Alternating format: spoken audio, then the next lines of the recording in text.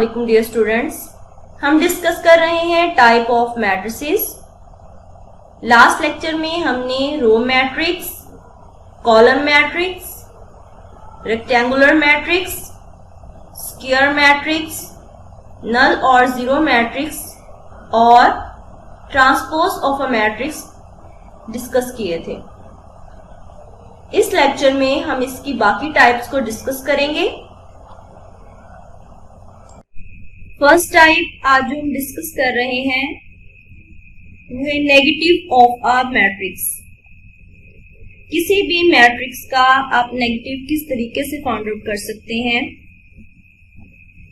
एक matrix A लिया और उसका हम नेगेटिव फाइंड आउट करना चाहते हैं तो हम उसकी एंट्रीज के तमाम साइन को चेंज कर देंगे, तमाम एंट्रीज के साइंस को चेंज कर देंगे। इस तरीके से अगर एलिमेंट्स हैं 1, -2, 3, 4, इसका नेगेटिव आप किस तरीके से बनाएंगे। 1 कन्वर्ट हो जाएगा -1 में, -2 कन्वर्ट हो जाएगा 2 में, 3 का साइन -3 और 4 का साइन -4। यानी जो वैल्यूज पॉजिटिव साइन के साथ हैं वो नेगेटिव साइन के साथ आ जाएंगी और जो नेगेटिव साइन के साथ हैं वो पॉजिटिव साइन के साथ आ जाएंगी। नेक्स्ट टाइप है सिमेट्रिक मैट्रिक्स। एक स्क्वायर मैट्रिक्स तब सिमेट्रिक कहलाता है अगर आप उसका ट्रांसपोज लें तो वो दोबारा उसी मैट्रिक्स के इक्वल आए। स्क्वायर मैट्रिक्स का मतलब ये है कि आपने ऐसे मैट्रिक्स लेने हैं जिनके नंबर ऑफ द रोज उनके नंबर ऑफ द कॉलम्स के इक्वल हो। अगर हमारे पास ए एक मैट्रिक्स है तो वो तब सिमेट्रिक होगा अगर उसका ट्रांसपोज उस ए के ही इक्वल आएगा। एग्जाम्पल देखते हैं। हमारे पास एक एम मैट्रिक्स है जिसके एलिमेंट्स 1, 2, 3, 2, -1, 4, 3, 4, 0। ये स्क्वायर मैट्रिक्स हमने लिया है तो इसका ऑर्डर 3/3 है।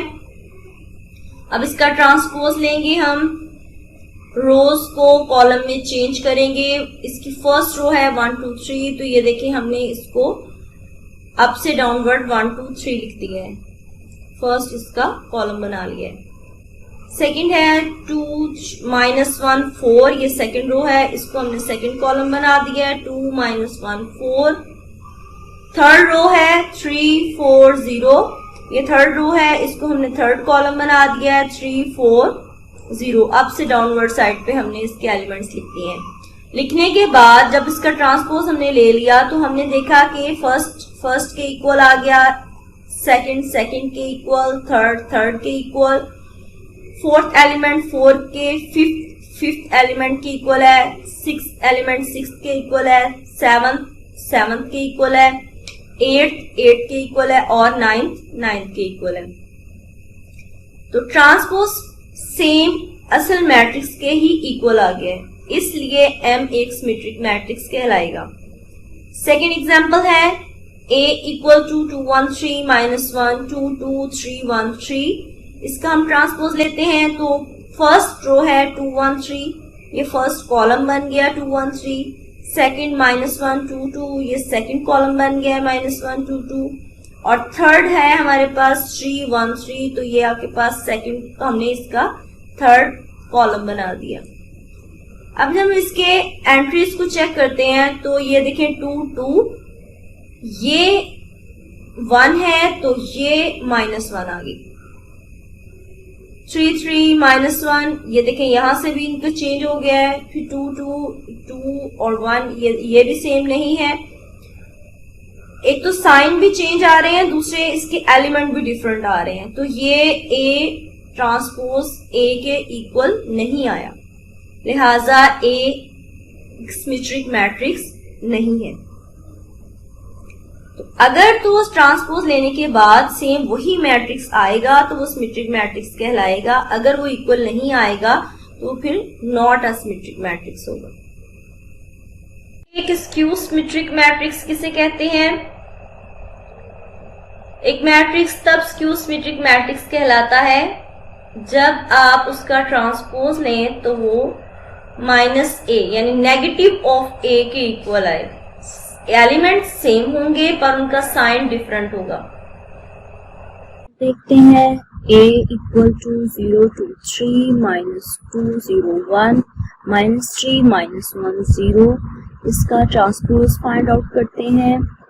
0 2 3 0 2 3 फर्स्ट कॉलम बन गया, सेकंड रो सेकंड कॉलम और थर्ड रो थर्ड कॉलम बन गई। अब इसमें से हम माइनस कॉमन निकालना चाहते हैं, तो जिनके साथ माइनस की वैल्यू है उसको हम वैसे ही लिखा रहने देंगे, लेकिन जो पॉजिटिव वैल्यू है जैसे कि 2, इसको हम माइनस इंटू माइनस 2 लिख सकते हैं। और इसी तरीके से आप 3 को माइनस इंटू माइनस 3 लिखेंगे और 1 को आप माइनस इंटू माइनस 1 लिखेंगे। बाकी आप सारी वैल्यूज उसी तरह लिख देंगे।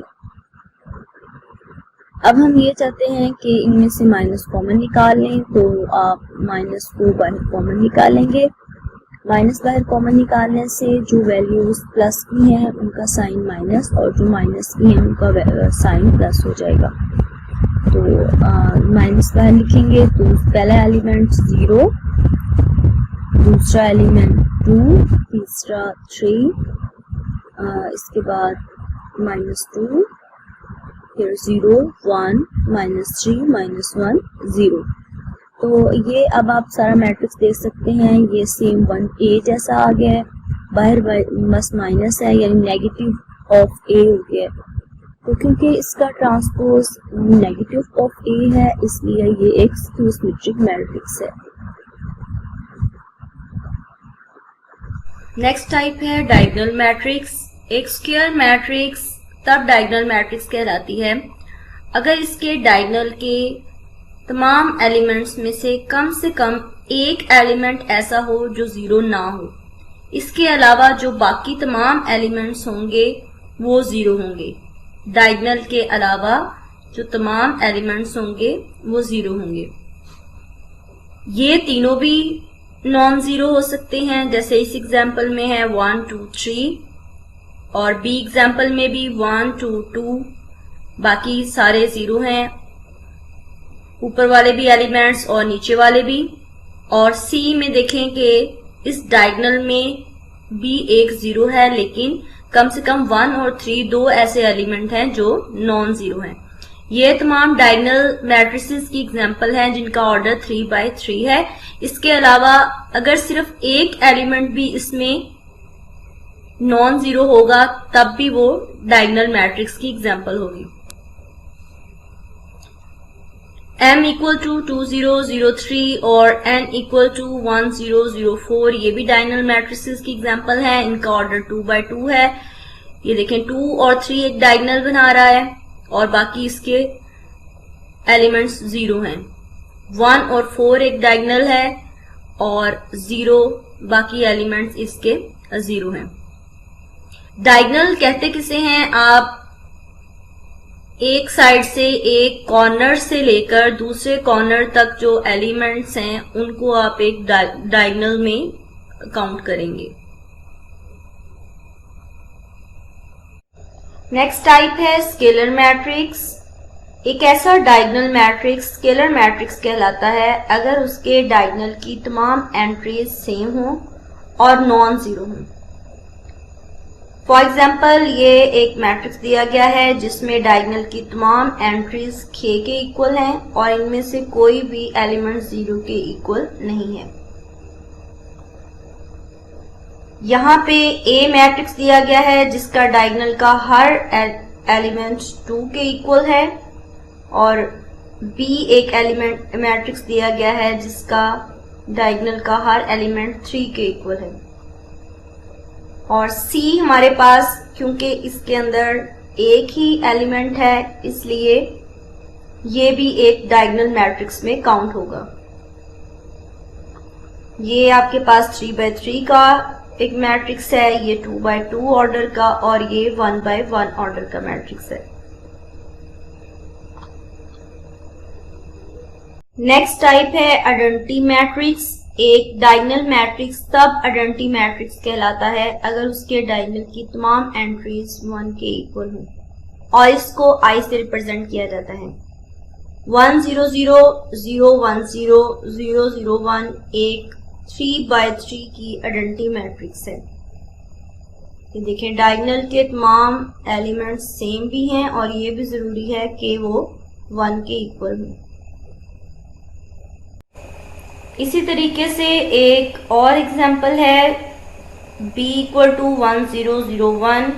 ये 2x2 का एक आइडेंटिटी मैट्रिक्स है क्योंकि इसके डायगोनल के दोनों एलिमेंट्स 1 1 के इक्वल हैं। और c = 1, ये 1/1 का आइडेंटिटी मैट्रिक्स है क्योंकि इसमें एक ही एलिमेंट है और वो 1 के इक्वल है, तो इसको भी हम आइडेंटिटी मैट्रिक्स कह सकते हैं। ये नोट देखें, फर्स्ट है point the scalar matrix and identity matrix are diagonal matrices. Scalar matrix और आइडेंटिटी मैट्रिक्स हमेशा डायगोनल मैट्रिसेस होंगे, ये बात लाजमी है। डायगोनल मैट्रिसेस यानी डायगोनल मैट्रिसेस में अपर और लोअर जो भी बाकी एलिमेंट्स होंगे वो तमाम के तमाम डायगोनल के अलावा 0 होंगे।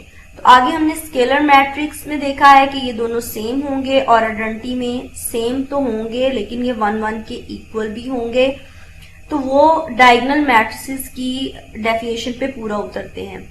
लेकिन ये जरूरी नहीं है कि हर डायगोनल मैट्रिक्स जो है वो आइडेंटिटी मैट्रिक्स या स्केलर मैट्रिक्स हो, क्योंकि यहाँ पर नॉन जीरो वैल्यू नहीं होनी चाहिए। डायगोनल मैट्रिसेस में यहाँ पे 0 1 भी हो सकता था, लेकिन स्केलर और आइडेंटिटी मैट्रिक्स के लिए ये जरूरी है कि यहाँ डायगोनल में एलिमेंट्स सारे के सारे नॉन जीरो होना चाहिए। यहाँ पे जो आपका प्रिंसिपल डायगोनल है या लीडिंग डायगोनल है, इसमें कोई भी एलिमेंट 0 के इक्वल नहीं होना चाहिए। उम्मीद है कि आपको तमाम टॉपिक्स अच्छे से समझ आ गए होंगे। अगर आपको इसमें कोई भी प्रॉब्लम है तो आप कमेंट्स में पूछ सकते हैं।